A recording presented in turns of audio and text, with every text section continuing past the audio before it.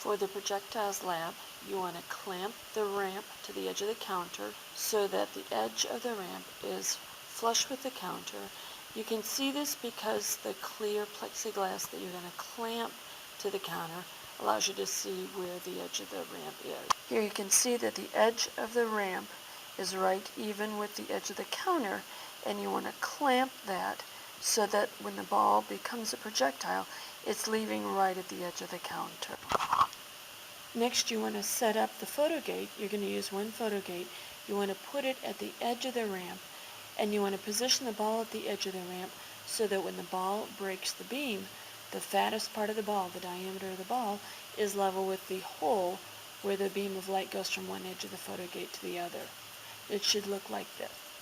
So the hole in the photo gate is where the light beam comes out, and you want to raise or lower the photo gate so that it's positioned so that when the ball breaks the beam, that diameter of the ball is right level with the hole. And you'll need to get down eye level so that you can see this. You may have the photo gate stand hanging off the edge of the counter. So your setup may look like this, so you need to be careful that you don't bump it and knock everything off.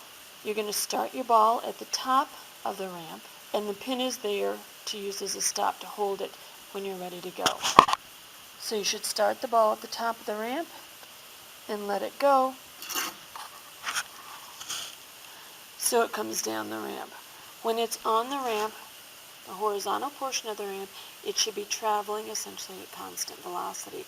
So when it leaves the ramp, it's only going to have horizontal velocity. It will have no vertical velocity. That will allow you to calculate its horizontal velocity, vertical distance from the edge of the ramp. So you want to measure from the top of the ramp, when the ball is at that position, to the floor, and that is your vertical displacement for the ball. You don't want to measure from the counter, you don't want to measure from the plastic. You want to measure from the ramp where the ball is at the end of it, ready to fly in the air.